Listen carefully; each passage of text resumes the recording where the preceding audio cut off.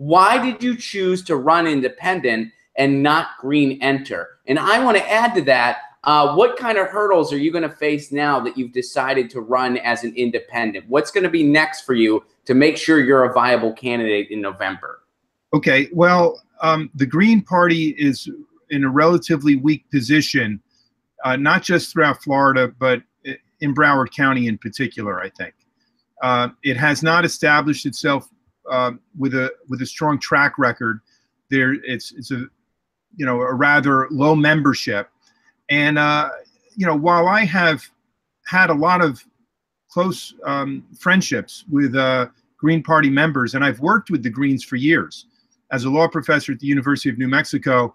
I met with Ralph Nader a couple of times. We had him come out and speak at our law school and to the Albuquerque community, and I introduced him. The agendas, the platforms, there's a lot of overlap. So there's a lot I love about the Green Party. But I think in this particular race and in this particular district, I don't think it would be a path to victory. I don't know if that's the case in other districts around the country. Perhaps not.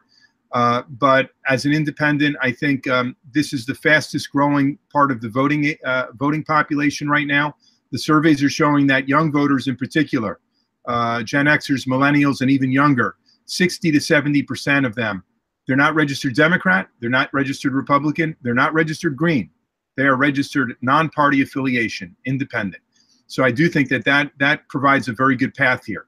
I kept saying doors closed by the Democratic Party. They hide their primary at the end of August, where there's very little air in the room, where they really try to keep the voter turnout very low, and only those super voters who come out and vote. Now, listen, we may have actually won that last race in 2016. It's very hard to know. It'll probably be impossible to know because the ballots were destroyed, but that in and of itself is very suspicious. Now we're on the ballot for November. That opens up a lot of opportunities. It gives us more time for organizing. It also allows us to reach out way beyond just sort of the establishment Democratic voter to independents and Republicans as well, and even to Democrats who don't normally vote in primaries, but they will vote in a general election. I think it also frees us up with our message. That we can speak much more frankly about a range of issues that would be marginalized in a closed Democratic primary. Now, the main hurdles, the main challenges we are facing are what every campaign is facing. We need to raise money. We need to raise money so that we have the resources to conduct a ground operation, field operations, campaign literature, you name it, advertising. And, folks are contributing. I tell you, we made the announcement yesterday at 12 noon, and our page is lit up at timcanova.com.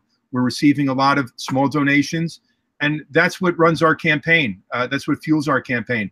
I don't take a penny of any PAC money, none of the political action committees that are industry funded or corporate funded.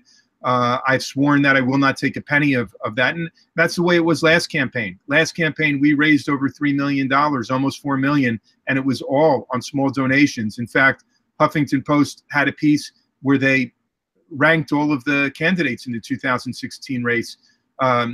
Not my race. I'm talking about all the races nationwide, from the presidential race to Senate races to congressional races, all federal races.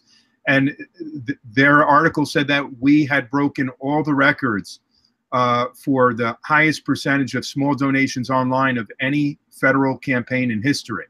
And I'm very proud of that. We're trying to duplicate that.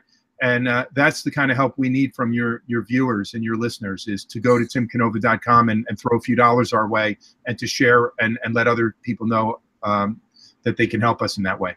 So you've already gained ballot access. You already, is it because you've already acquired the necessary signatures? You already have the clout that you built in 2016? Is that the situation you're currently in? No, if I was going to run as a Democrat, we'd be submitting petitions. We were in the process of gathering petitions when I called off the petition gathering drive.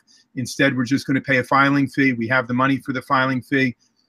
We will go to Tallahassee, the state capital, on May 4th, pay the filing fee, and we're going to be having rallies and meetings with progressive candidates and grassroots activists not just in Tallahassee, but all the way back to South Florida. We're going to stop in Gainesville and Orlando, Tampa, Sarasota, and Fort Myers. And we're going to be trying to galvanize the progressive community. I mean, folks are already reaching out to us and excited for our visits.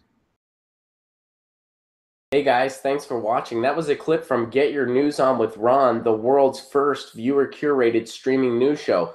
What does that mean? That means I log on to a stream and people tweet me articles over on Twitter at Ron Placone, or they use our Reddit subsection, which is just Get Your News On with Ron over on Reddit. And that's how we build the show. I'm seeing all these articles for the first time. We are literally getting our news on together. Follow me on Twitter at Ron Placone so you can participate. And this show streams live every Tuesday through Friday at 10 a.m. Pacific Standard Time. So please do tune in. If you want to support this show, you can do so over on patreon.com/Ron Placone, where for as low as $1 a month, you get access to exclusive podcasts every week, exclusive videos, free tickets to shows when I'm performing in your town, and more for as low as $1 a month. Please do consider it. Thank you so much for your support. This has been Get Your News On with Ron.